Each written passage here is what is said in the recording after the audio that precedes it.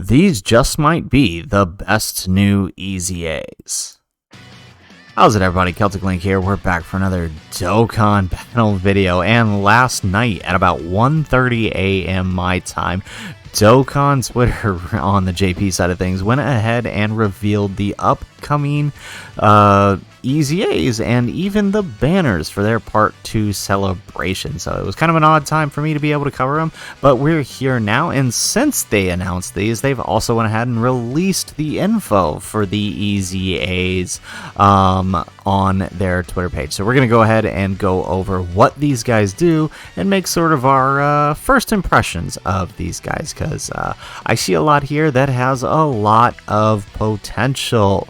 So let's go ahead, let's jump in, let's take a look at the Spirit Bomb Absorbed Goku. This is a guy that most people have probably picked up for free, mind you, or along your step-ups throughout the years. At some point, you've probably picked up this EZA. So the fact that him, along with God Goku, another freely available EZA, are getting, or freely available LR are getting EZAs is a good sign for a lot of players. So let's take a look at what he does. Courtesy of Goresh, we have the translations for him. We have a Leader Skill Super Saiyan's Key 4, HP Attack and Defense 150. That was to be expected.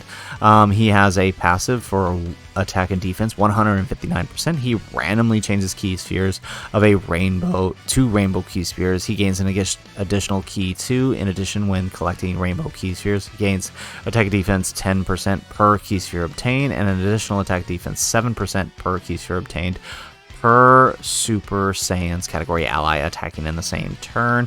Other than this character, he has a chance to perform a critical hit and reduces damage received 7% per rainbow key sphere obtained. So this is really interesting, the way his stats sort of add up here. It doesn't seem like a lot, but then you combine everything together and you actually end up with a pretty crazy number, right?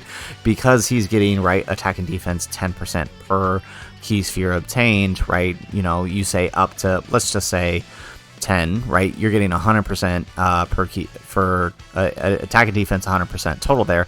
Then you add in the additional 7% per key sphere obtained per Super Saiyans attacking in the same turn other than this character. So that's technically, if you have two other Super Saiyans, that's 14% per key sphere obtained on top of the 100% on top of the extra key that you're doing. So that's 140% on top of the 100% from before. So that's actually really good. And again, that's assuming 10 key spheres. You get more, you're looking at bigger numbers. On top of that, he's also getting damage reduction as well as raising his own defense on Super. Now, he doesn't stack infinitely, right? We see here on his 12 key, he's only greatly raising for one turn, and on his 18 key, he's greatly raising for one turn and lowering attack and defense. He also has a seal on his 18 key. So all in all, he looks really good. He, like many other nuking type passives, right, his effectiveness and how good he looks is going to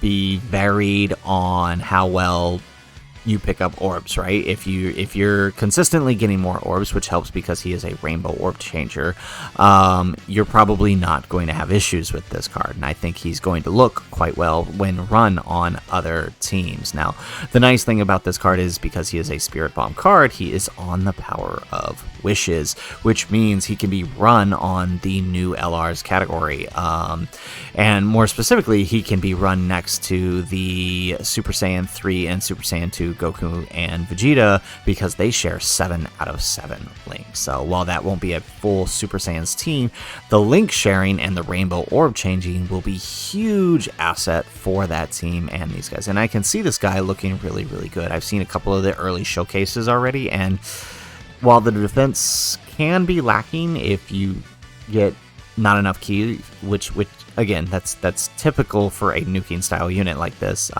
he still ends up being extremely powerful on the offense side of things. So I could definitely see this guy being a benefit if you are a newer player just coming into the 8th anniversary.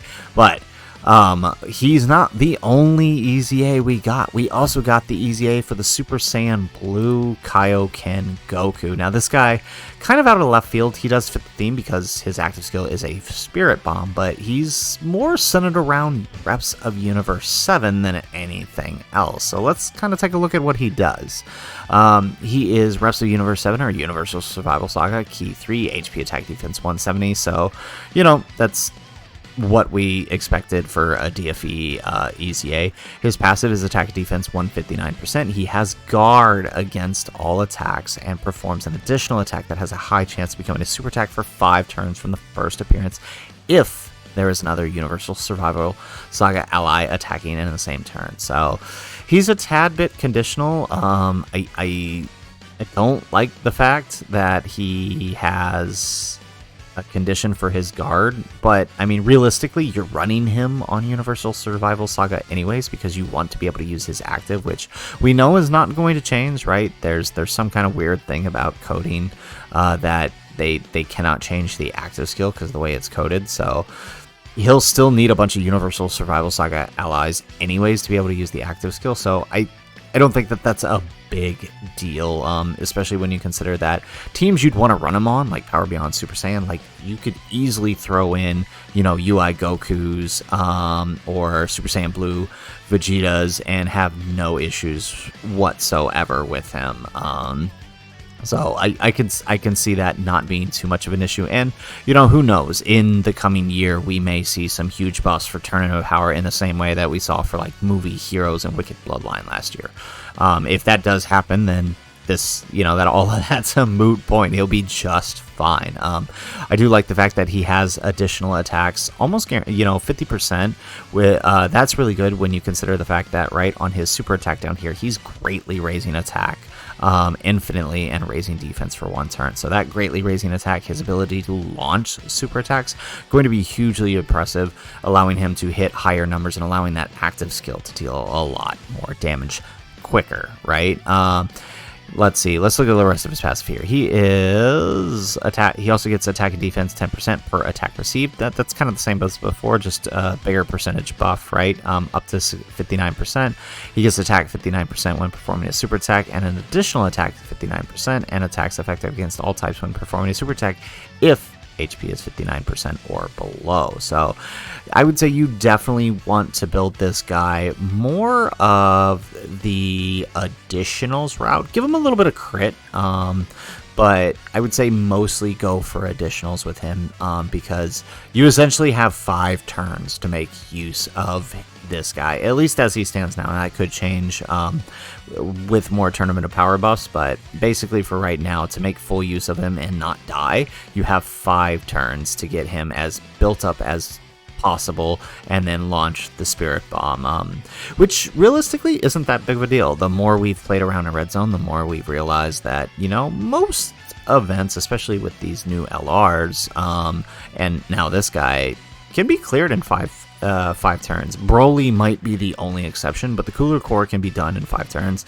So Max, you definitely want to be done in 5 turns. If you're going beyond that, you're starting to run into issues because he's just hitting too hard, and at that point, it's a war of attrition, right? So realistically, I don't see it as that bad, especially if he's starting on, you know, turn 2 or even in slot 7. That'll buy you some extra time as well. So to be honest, I think he looks good, and again, like with the Spirit Bomb Goku, looking at his early showcases, he's actually insane. The numbers here, because of the way it stacks and multiplies, he can end up putting out some crazy numbers. I think I saw like up to 32 million on his active skill. Like, that's just insane. This guy, they did him justice. I think it is a shame that he's limited to Universal Survival Saga, but I think that will be a moot point coming soon, as we are likely to receive more buffs to the category in the future, right? But that's really the only thing holding them back. Other than that, he seems solid. In fact, I think both of these guys seem solid, the Bomb Goku and the Super Saiyan Blue Kaioken, and I look forward to getting them when they come to Global in July, because Super Saiyan Blue Kaioken Goku was actually the first Dokkan Fest I ever pulled, and the first I ever rainbowed, so him finally getting an EZA is super exciting for me. I don't know about you guys. You know, that's a good one. You know, let me know in the comments, you know, who is your first Dokkan Fest exclusive, and who are you looking forward to most getting an EZA? This was kind of it for me. I do want to throw one last thing out there. Like I mentioned earlier, they did also reveal the Part 2 banners. They are dual Carnival LR banners, so I just wanted to remind everybody of that. Only thing we know about these banners is that they are...